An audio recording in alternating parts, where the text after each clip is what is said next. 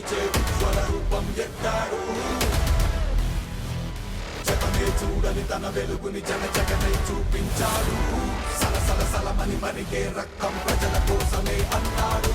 ఆశయ సాధన శ్రామికుడు, జనం మెచ్చిన నాయకుడు, వైఎస్ఆరుని వారసుడు, విజయడాలుగా ఇతడు.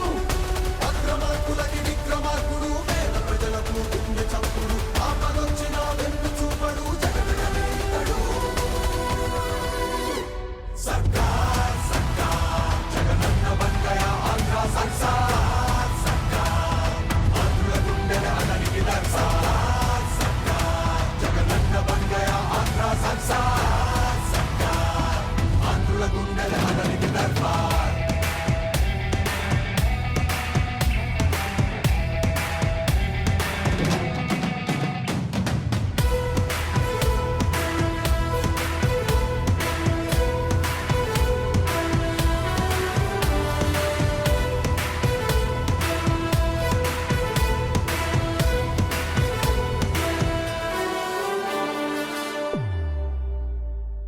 గిర్రంటూ ఫ్యాను తిరిగితే వచ్చనే భూకంపమే, గడగడమంటూ పునాదులు కదిపి వచ్చనే జగన్నాథుడే. నేను విన్నాను నేనున్నానని హామీ ఇచ్చను ఆనాడే, గద్దెనెక్కి పథకాల జోరుతో చేరువయ్యే మారాదుడే.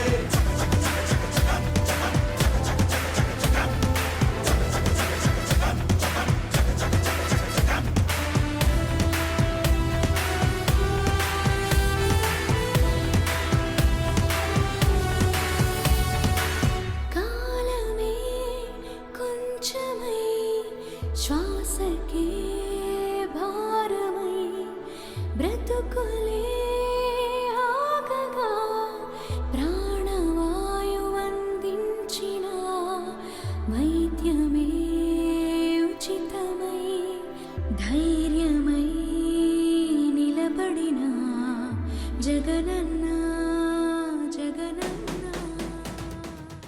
అందరికీ నమస్కారం. ఈరోజు 9వ డివిజన్లో పెద్దలు జిల్లా ఉపాధ్యక్షులు విశ్వప్రసాద్ గారు ఒక ఆధ్వర్యంలో ఇంటింటికి ప్రచార కార్యక్రమం నిర్వహించడం జరిగింది. ఈ కార్యక్రమంలో పెద్దలు మాజీ కార్పొరేటర్ సుబ్బరాజు గారు, అధ్యక్షులు కళ్యాణ్ గారు, అదేవిధంగా రాష్ట్ర నాయకులు మహబూబ్ గారు, నగర వైఎస్ఆర్ కాంగ్రెస్ మహిళా అధ్యక్షులు సోదరిమణి సుభాష్ గారు, అదేవిధంగా 9వ డివిజన్కి సంబంధించిన ముఖ్య నాయకులు, నగర నాయకులు, వైఎస్ఆర్ కాంగ్రెస్ పార్టీ నాయకులు, పెద్దలు, అదేవిధంగా రాజ్ కుమార్ గారు, అందరి గారు పాల్గొనడం జరిగింది. ఈరోజు చాలా సంతోషం, ఎందుకంటే 9వ డివిజన్ ప్రాంతంలో సంబంధించిన ఎన్టీఆర్ సర్కిల్లో ప్రాంతం కానివ్వండి, ఫిట్టింగ్ ప్యాట్ కానివ్వండి, అదేవిధంగా జ్యోతి కన్వెన్షన్ బ్యాక్ సైడ్ కానివ్వండి, ఈరోజు ఈ యొక్క 3 ప్రాంతాల్లో తిరిగినప్పుడు గారా ప్రజానికం ఎంతో సంతోషంగా మాకు జగన్మోహన్ రెడ్డి గారు ఒక నాయకత్వంలో మా ప్రాంతంలో అభివృద్ధి కార్యక్రమాలతో పాటు మరీ ముఖ్యంగా మాకు సంక్షేమ కార్యక్రమాలు అందించింది జగన్మోహన్ రెడ్డి గారి ప్రభుత్వం అని చెప్పి ఎంతో సంతోషంగా చెప్పుకుంటారు. ఎందుకంటే ఇదే జ్యోతి కన్వెన్షన్ బ్యాక్ సైడ్ ప్రాంతంలో తెలుగుదేశం పార్టీ హయాంలో ఎటువంటి అభివృద్ధి కార్యక్రమాలు జరగల. కానీ మేము వచ్చిన తర్వాత పెద్దలు విశ్వప్రసాద్ గారు ఒక నాయకత్వంలో ఈరోజు ఈ యొక్క ప్రాంతంలో రోడ్లు కానివ్వండి, డ్రైనేజ్ వ్యవస్థ బాగు చేసి స్థానికంగా ఉన్న పెద్దల గారు ప్రతి ఒక్కరు గారు మాకు సహకరించి ఈరోజు ఈ ప్రాంతం ఒక అభివృద్ధి కోసం మాకు సహకరించిన పెద్దలు అందరూ గారు ఈరోజు ఎంతో సంతోషంగా మా ప్రాంతంలో జగన్మోహన్ రెడ్డి గారు ఒక నాయకత్వంలోనే సంక్షేమ కార్యక్రమాలతో పాటు మరీ ముఖ్యంగా మా ప్రాంతంలో అభివృద్ధి కార్యక్రమాలు జరిగినప్పుడు ఎంతో ఆనందంగా చెప్పుకుంటున్నారు.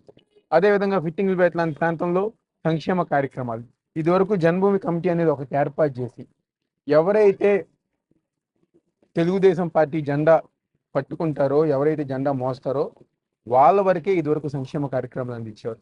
కానీ ఈరోజు జగన్మోహన్ రెడ్డి గారు ఒక నాయకత్వంలో ప్రతి ఒక్కరి గారి సంక్షేమ పథకాలు మా ప్రాంతంలో లభిస్తున్నాయి కాబట్టి మేమందరం జగన్మోహన్ రెడ్డి గారికి అండగా ఉంటామని చెప్పుకుంటున్నారు. అంటే ఈ విధమైన కార్యక్రమాలు, ఈ విధమైన సంక్షేమ కార్యక్రమాలు అంటే జగన్మోహన్ రెడ్డి గారు అంటే జగన్మోహన్ రెడ్డి గారికి మరొక అర్థం నమ్మకం, క్రెడిబిలిటీ.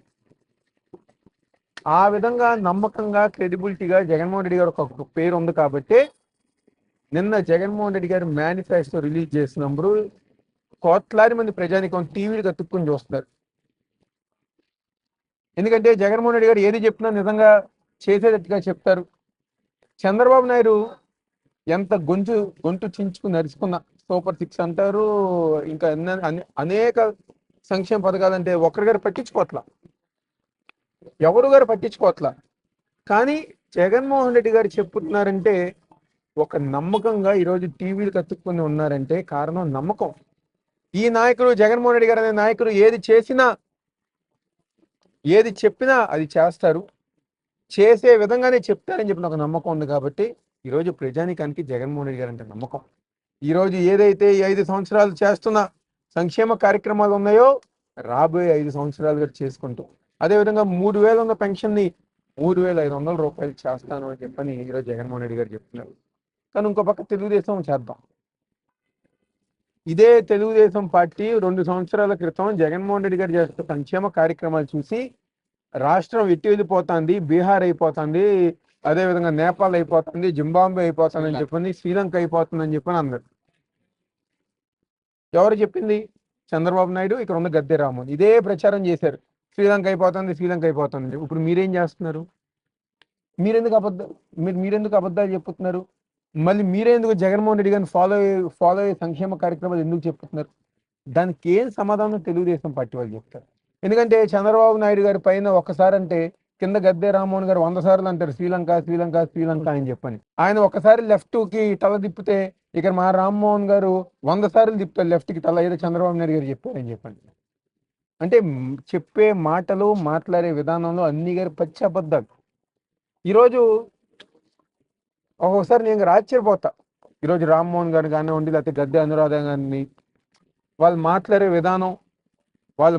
విధానం అప్పుడు వాళ్ళ హావభావాలు అంటే మేము అబద్ధం చెప్పినా ఈ తూర్పు నియోజక ప్రజానికం నమ్ముతారని చెప్పనే విధంగా మొన్న 3వ డివిజన్లో లూర్దు నగర్ ప్రాంతంలో జగన్మోహన్ రెడ్డి గారి నాయకత్వంలో వేసిన మెట్లు, వేసిన రైలింగ్ ప్రాంతంలోనే నుంచుని ఈ నియోజకవర్గంలో రామ్మోహన్ గారు చేసిందే అభివృద్ధి అని చెప్తున్నారు.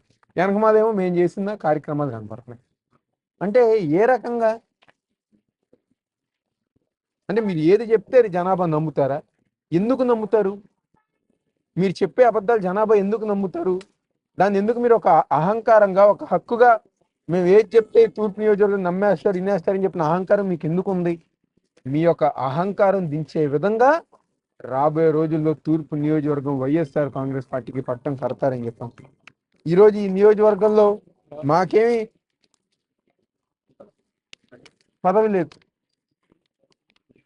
ఈశ్వరప్రసాద్ గారు ఎటువంటి ఇది లేదు. కానీ ఒక బాధ్యతగా ఇంకో పక్క మీ పక్కన కార్పొరేటర్ ఉన్నారు, మీ పక్కన ఎమ్మెల్యే ఉన్నారు, ఎంపీలు ఉన్నారు, అదేవిధంగా మేయర్లు ఉన్నారు. గత ప్రభుత్వంలో ఆ రోజు మీరు ఎందుకు చేయలేకపోయారు? ఏ రోజైనా ఒక్కసారన్నా మీరు అడిగారా? ఈరోజు ప్రజానికం దగ్గరికి వచ్చి ఏ సమాధానం చెప్తారు? ఏ విధంగా మీరు ఓట్లు అడుగుతారు? కాబట్టి ఎన్ని గర ప్రజానికం గమనిస్తున్నారు, చూస్తున్నారు. 10 సంవత్సరాల అసమర్థత గద్దె రామ్మోహన్ అనే వ్యక్తి మాకొద్దు.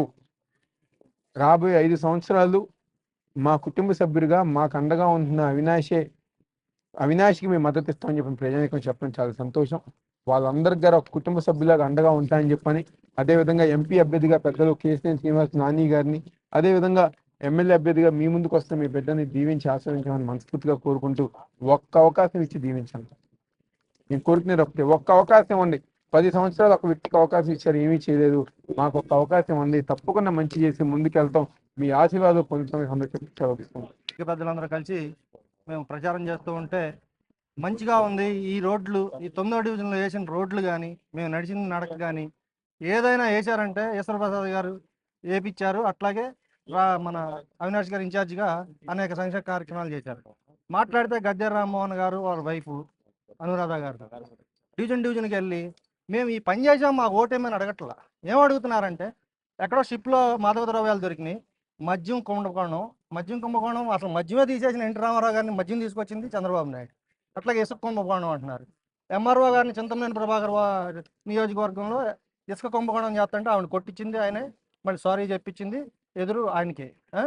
ఏమని చెప్తారంటే మద్యాన్ని ఆంధ్రప్రదేశ్కి, మారక ద్రవ్యాలకి ఆంధ్రప్రదేశ్, గంజాయి ఆంధ్రప్రదేశ్గా చేసిందే చంద్రబాబు నాయుడు. ఎలా అంటే అయ్యన్న పాత్రని సెంటర్ పాయింట్గా పెట్టుకుని మాడుగుల ఏరియాలో నరసన్నపేటలో అక్కడి నుంచి పక్కనే ఉన్న హెరిటేజ్ వ్యాన్లో గంజాయిని ఆంధ్రప్రదేశ్ అంతా సప్లై చేసి యువతను నాశనం చేసి ఈరోజు మళ్ళీ కలబలి కబుర్లు చెప్తున్నారు. మేము ఈ రోడ్డు వేసాము, ఈ పేటలో ఈ లైట్ వేసాము, దీనిలో ఈ భవనం కట్టాము, లేకపోతే ఇంకేదో చేసాము, సంక్షేమ అసలు వాళ్ళు ఏమొచ్చినా ఓటు మాకు వేయండి, మాదక ద్రవ్యాలు మద్యం ఈ తప్పితే మేము ఈ రోడ్డు వేసాము, మేము ఈ సంక్షేమం చేసాము, మేము ఈ పథకాలు ఇచ్చామని ఒక్కళ్ళని కూడా ఓటు అడగట్లేదు. కాబట్టి మీరందరూ దయచేసి ఒక ఆలోచన చేయండి. ఒక పదవి లేకపోతేనే ఇన్ఛార్జిగానే ఉంటే ఇన్ని వేల కోట్లు, ఇన్ని వందల కోట్లు ఖర్చు పెట్టిన అవినాష్ గారిని మీరందరూ కూడా ఒక్కసారి ఆశీర్వదించి అభివృద్ధి అంటే ఏంటో చూపించి మీ అందరికీ చూపిస్తామని చెప్పి సభాముఖంగా తెలియజేసుకుంటూ ఈ అవకాశం ఇచ్చిన ప్రజలకు ధన్యవాదాలు తెలుపుకుంటూ సెలవు తీసుకుంటాం.